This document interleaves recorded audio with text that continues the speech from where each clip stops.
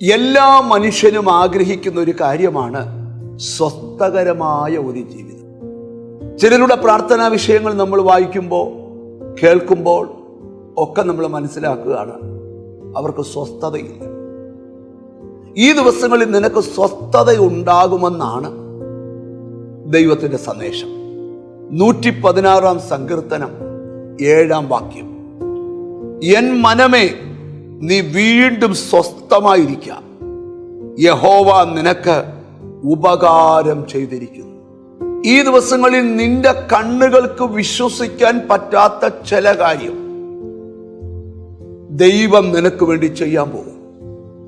ഞാൻ ദൈവത്തിൽ നിന്ന് കേൾക്കുന്നൊരു ശബ്ദം, അസാധ്യമെന്ന് പറഞ്ഞത്, നടക്കത്തില്ലെന്ന് പറഞ്ഞത്, മുന്നേറ്റമില്ലെന്ന് പറഞ്ഞ ആ വിഷയം ദൈവം നിനക്ക് വേണ്ടി ചെയ്യാൻ പോവാം.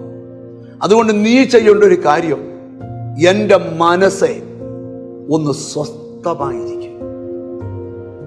ഒരിക്കലും സ്വസ്ഥത കിട്ടത്തില്ലെന്ന് ചിന്തിക്കുന്ന ചിലരെ ഞാൻ ആത്മാവിൽ കാണുക. ചിലരുടെ എന്നുമുള്ളൊരു പ്രാർത്ഥനയാ, കർത്താവെ സമാധാനപരമായിട്ടൊന്ന് ജീവിക്കാൻ, സ്വസ്ഥകരമായിട്ടൊന്ന് ജീവിക്കാൻ എന്നെ സഹായിക്കണേ. ഞാൻ ഇന്ന് വചനം പറയുമ്പോൾ നിങ്ങളോട് തുറന്നു പറയാം, ഈ ദിവസങ്ങളിൽ നിങ്ങൾ വലിയ സ്വസ്ഥത അനുഭവിക്കാൻ പോകും. അതിനർത്ഥം നിനക്ക് വേണ്ടി ദൈവം പ്രവർത്തിക്കാൻ പോകും. അവിടെ വായിക്കുക, എൻ മനമേ നീ സ്വസ്ഥമായിരിക്കാം, യഹോവ നിനക്ക് ഉപകാരം ചെയ്തിരിക്കുന്നു. ഈ ദിവസങ്ങളിൽ എന്താ ഈ വചനത്തിന്റെ സന്ദേശം? നീ സ്വസ്ഥമാകത്തക്ക രീതിയിൽ ഒരു ദൈവപ്രവൃത്തി നിന്നോട് ബന്ധപ്പെട്ട്, നിന്റെ കുടുംബത്തോട് ബന്ധപ്പെട്ട്, നിന്റെ സന്തതികളോട് ബന്ധപ്പെട്ട്, നിന്റെ ജോലിയോട് ബന്ധപ്പെട്ട് ദൈവം ചെയ്യാൻ പോവാം. അല്പദിവസത്തിനുള്ളിൽ നീ തന്നെ ഈ സ്വസ്ഥത അനുഭവിച്ചുകൊണ്ട് പറയും, ഇന്നത്തെ ദിവസം ദൈവം എന്നോട് സംസാരിച്ചതാ, സ്വസ്ഥത തരാം.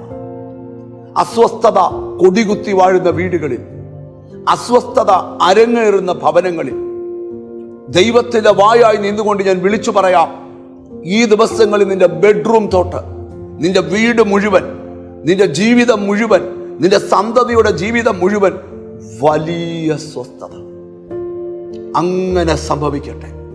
മനസ്സുകൊണ്ടെന്ന് പ്രാർത്ഥിച്ച കർത്താവേ, യഹോവ ഞങ്ങൾക്ക് ഈ ദിവസങ്ങളിൽ ഉപകാരം ചെയ്യും. എന്തോ ചില കാര്യങ്ങൾ ദൈവം ചെയ്യാൻ പോവുക. കർത്താവ് ഞങ്ങൾക്ക് സ്വസ്ഥത തരും. അങ്ങനെ പ്രാർത്ഥിക്കാം.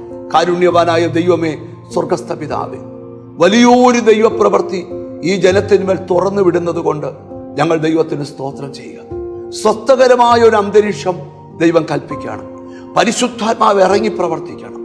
അസാധാരണമായ ഒരു വിടുതൽ നടക്കണം. എന്നോട് ചേർന്ന് പ്രാർത്ഥിക്കുന്ന മക്കളെ നിന്റെ നാമം ചൊല്ലി പിതാവിൻ്റെയും പുത്രൻ്റെയും പരിശുദ്ധാത്മാവിൻ്റെ നാമത്തിൽ അനുഗ്രഹിച്ച് പ്രാർത്ഥിക്കണം.